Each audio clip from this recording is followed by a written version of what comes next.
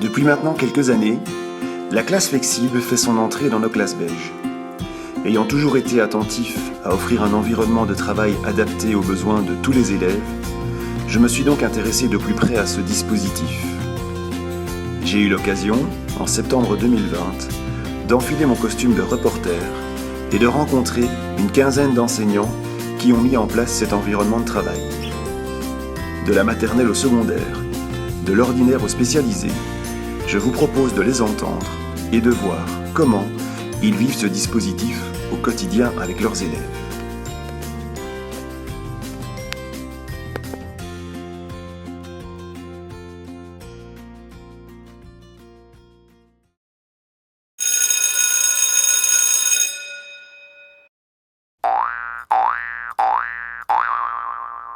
S'adapter aux besoins des enfants, donc c'est leur permettre de choisir une assise ou de choisir un endroit où il a envie de travailler et aussi choisir une méthode de travail, celle qui lui correspondra le mieux. C'est une classe qui laisse une très grande part d'autonomie aux élèves, tant dans les apprentissages, dans l'avancement en tout cas, et dans la mobilité. Une classe qui permet aux enfants d'évoluer à leur rythme.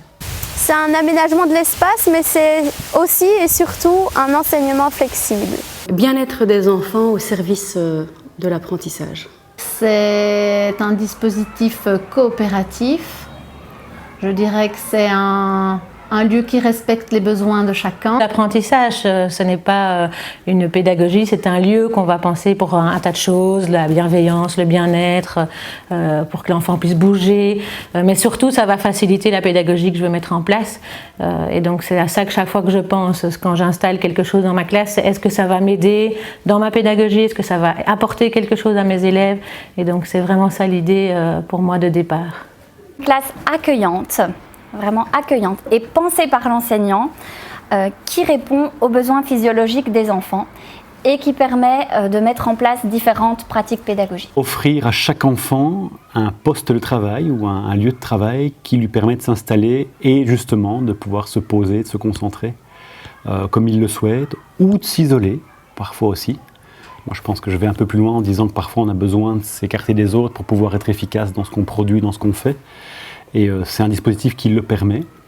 C'est aussi un dispositif qui permet à l'enseignant d'être beaucoup plus proche de ses élèves. Ça aussi, je me suis rendu compte. Fatalement, voilà, il n'y a plus de bureau de l'enseignant en classe. Et fatalement, le dispositif fait qu'on est moins souvent accroché au tableau, moins proche du tableau et qu'on est amené à travailler avec eux.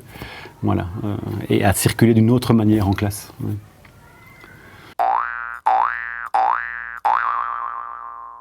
Plus d'autonomie. Les enfants sont, comment dire, au niveau des activités, en fait, il y a plus d'interaction entre les enfants et ils sont plus heureux. C'est la transition maternelle primaire. Ici, d'ailleurs, beaucoup de gens me demandent si c'est pas une classe maternelle quand ils arrivent parce que ça ressemble fort à une classe maternelle. Et alors voilà, on facilite cette transition qui est parfois souvent difficile. C'est le bien-être en classe. J'accorde beaucoup d'importance, voilà, je suis bien dans ma classe, je suis en classe un petit peu comme à la maison. Donc le bien-être, le bonheur, du coup, qui en ressort. Cette envie de venir à l'école, cette envie d'apprendre. Cette disposition spatiale, en tout cas, facilite les variations pédagogiques, de méthodes pédagogiques. Donc on peut facilement travailler en groupe, on peut facilement travailler en atelier, etc. Il n'y a pas besoin de tout bouger à chaque fois. C'est l'autonomie des enfants. Donc ils peuvent vraiment apprendre à être autonomes. Notre avantage, c'est vraiment l'individualisation pour chacun. Donc ça me permet de différencier pour chaque enfant. On peut vraiment partir sur tous les apprentissages. Et un enfant plus faible trouvera toujours sa place au sein de la classe. Il aura toujours des activités qui pourront lui convenir, et tandis qu'un autre enfant pourra vraiment se dépasser s'il en a envie aussi. Alors le premier, c'est une plus grande autonomie chez mes élèves au fur et à mesure de l'année. Le deuxième, c'est un meilleur enseignement parce qu'il est beaucoup plus porteur d'enseigner à 12 élèves qu'à 24. Et le troisième avantage, ce serait la motivation qui grandit au fur et à mesure chez mes élèves. Besoin de mobilité est comblé, ce qui inclut donc que le cerveau est donc prêt à se concentrer pleinement. Et donc, on arrive à une meilleure concentration. Ça permet plus d'autonomie et donc chacun avance à son rythme. Et le dernier avantage qui n'est pas négligeable, c'est le confort et la convivialité de la classe. Ambiance de classe. Elle est très différente quand on travaille en flexible. Elle est beaucoup plus sereine, elle est beaucoup plus posée, je trouve. 2, c'est proximité de l'enseignant et de l'élève. Je m'explique là-dessus, c'est vraiment le fait d'être... je me sens plus disponible en fait en tant qu'enseignant. Je me sens plus à ma place en tant qu'enseignant, dans un cadre de classe flexible que dans un cadre plus traditionnel, voilà, où on aurait tendance à être plus frontal dans la façon dont on amène les choses. C'est 2.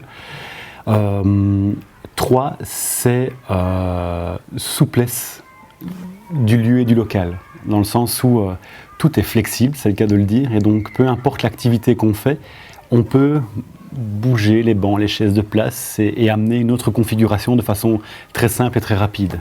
Les enfants sont beaucoup plus autonomes au niveau de leurs apprentissages. Ils coopèrent et collaborent effectivement beaucoup plus entre eux. Et je trouve qu'ils sont, en tout cas forcément dans notre groupe ici, classe, dans l'enseignement spécialisé, ils sont vraiment beaucoup plus concentrés et centrés aussi sur ce qu'ils font.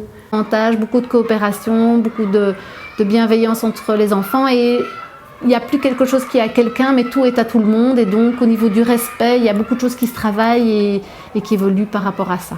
J'ai changé ma relation avec l'enfant. Donc, pour moi, j'ai vraiment pu devenir un guide pour eux, plus que celle qui a tous les savoirs et qui impose. Donc, ça, pour moi, ce changement de posture a vraiment été intéressant. Et alors, à l'inverse, les enfants sont au centre de leurs apprentissages dans ce genre de classe. Et donc, ils sont plus motivés, ils ont envie d'apprendre, ils prennent en main leur apprentissage. Et donc ça, pour moi, c'est un deuxième avantage. Et alors, le troisième, évidemment, c'est l'envie de venir à l'école pour moi, pour eux, une classe agréable et tout le côté, on va dire, plus pratico-pratique et toutes ces assises, les enfants prennent ça vraiment très facilement en main et donc c'est un bonheur pour tout le monde de venir travailler, de venir à l'école. La petite difficulté que j'ai eue peut-être, c'est les questionnements des collègues. Est-ce que ça va fonctionner? Comment vont-ils réagir l'année d'après? Au départ, j'avais des enfants qui prenaient ça pour un jeu, forcément. Et puis juste le côté, c'est cool, voilà. Les parents aussi, qui pensent qu'on est une plaine de jeux du coup. Ce qui évidemment change au fur et à mesure de l'année. Et donc c'est toute cette conscience que les enfants changent, que la société change et surtout qu'on doit donner aux enfants des armes qui sont des armes, je dirais l'autonomie en premier temps, la solidarité, apprendre finalement que mon voisin, je peux travailler avec lui, que s'il ne réussit pas, je peux l'aider et que c'est pas grave. Les points, le rapport aux points, l'évaluation, en fait ça englobe tellement de choses que ça peut être difficile, quoi. On peut se dire, et alors la difficulté, c'est le lâcher prise. Et se dire, mais je ne vais pas tout vérifier, mais je ne vais pas savoir corriger tout, mais mes enfants ne vont pas faire la même chose en même temps. Comment est-ce que je vais contrôler? En fait, c'est la notion de contrôle. Il faut pouvoir se dire que oui, voilà, c'est comme ça. On ne saura pas tout contrôler et il faut se lâcher prise. Et cette confiance, et les enfants le sentent, c'est une relation. C'est surtout les débuts d'année avec un nouveau groupe. Je trouve que ça, c'est pas du tout évident de réinstaller les règles. Il faut essayer de pas se décourager parce que pour arriver à un bien-être et un calme et à l'autonomie, ça demande une certaine rigueur et instaurer ces règles et les faire adopter par l'ensemble de la classe, ça demande beaucoup d'énergie et donc il faut surtout pas se décourager parce que le bonheur arrive après. La classe flexible offre donc un environnement de travail adapté aux besoins physiques et physiologiques de tous les enfants. Ce qui, mis en place pour un élève à besoins spécifiques, fait partie intégrante de la vie de classe et est offert à tous les élèves. La différence de certains élèves devient alors une richesse pour tous. Dans ce dispositif, l'enseignant est invité à repenser sa place et son rôle, à repenser la place et le rôle de l'élève, et à repenser la gestion du temps ainsi que l'organisation de l'espace. Ces trois dimensions sont étroitement liées et s'accordent au fil des jours et des activités. Une journée de travail est rythmée par différentes organisations, du collectif, pour des mini-leçons, des modélisations, le plaisir d'être ensemble, des cercles de parole ou le conseil de coopération, les rituels, l'accueil sentiment, le départ des activités et l'explication des consignes, etc. Des temps de sous-groupe pour du travail en atelier dirigé ou en autonomie, un apprentissage avec une partie de la classe, de la remédiation, des activités de manipulation, les centres d'autonomie, et de l'individuel pour les fichiers autonomes, le plan de travail, des temps d'exercitation, de l'individualisation, etc.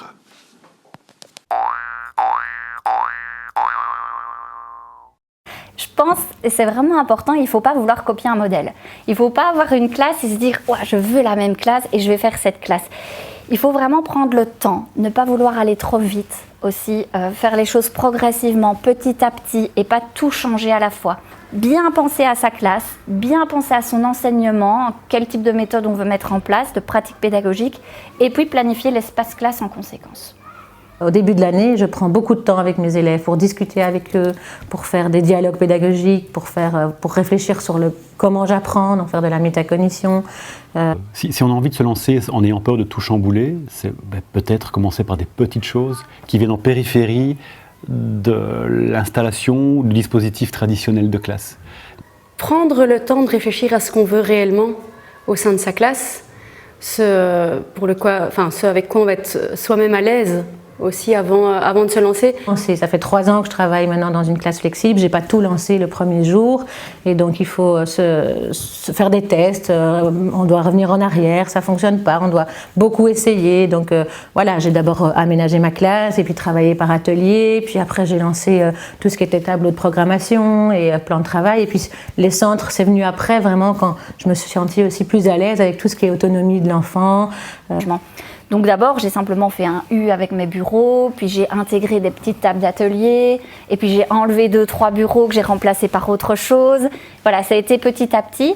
Et réfléchir à leur pédagogie, de se former, que ce soit par des formations, en lisant des livres ou en allant voir sur des groupes Facebook, Instagram ou autres. Et mon plus grand conseil, c'est de lâcher prise. Parce que c'est difficile de lâcher prise en se disant « je ne vais pas aller regarder ce qu'ils font à l'arrière, je vais les laisser se débrouiller ». Ça, c'est le plus difficile pour moi, mais si on lâche prise, après, c'est du bonheur. Les enfants deviennent vraiment acteurs de leurs apprentissages. Ils ont le choix de ce qu'ils veulent faire. Il y a plusieurs endroits où ils peuvent aller.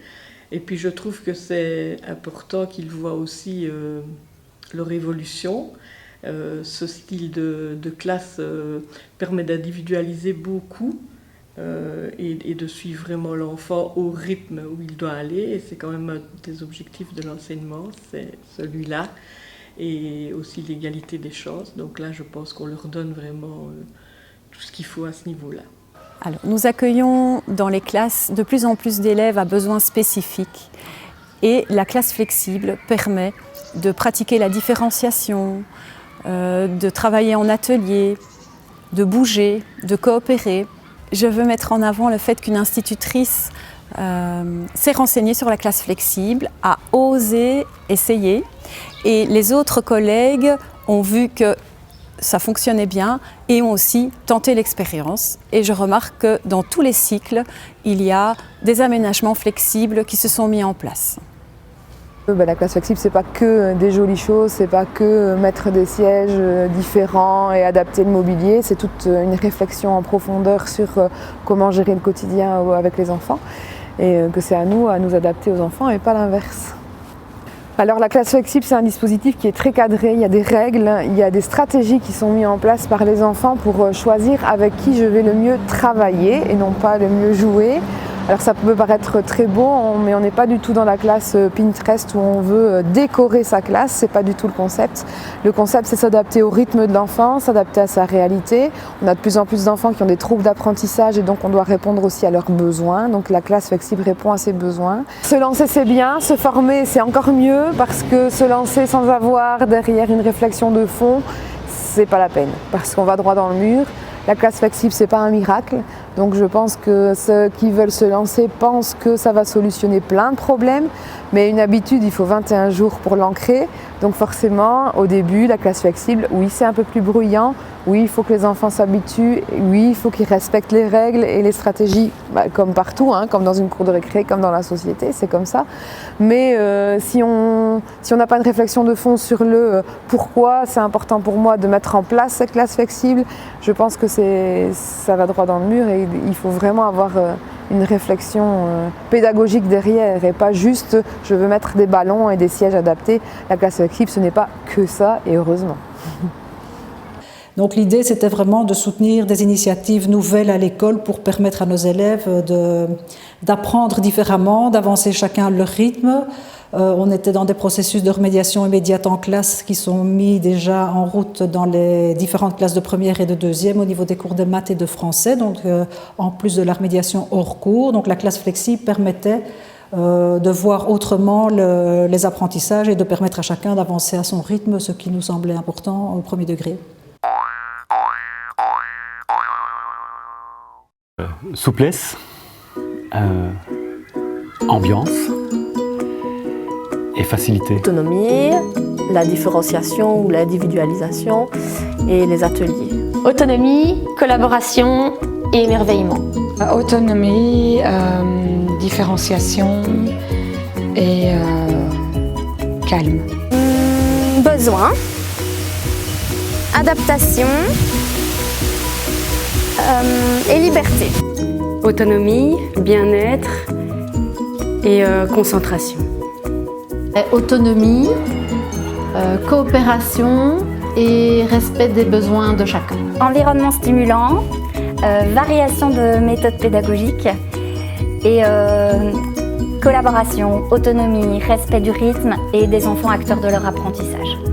Métacognition, on réfléchit sur le comment j'apprends et bien-être, parce que ça respecte le rythme des enfants et leurs besoins.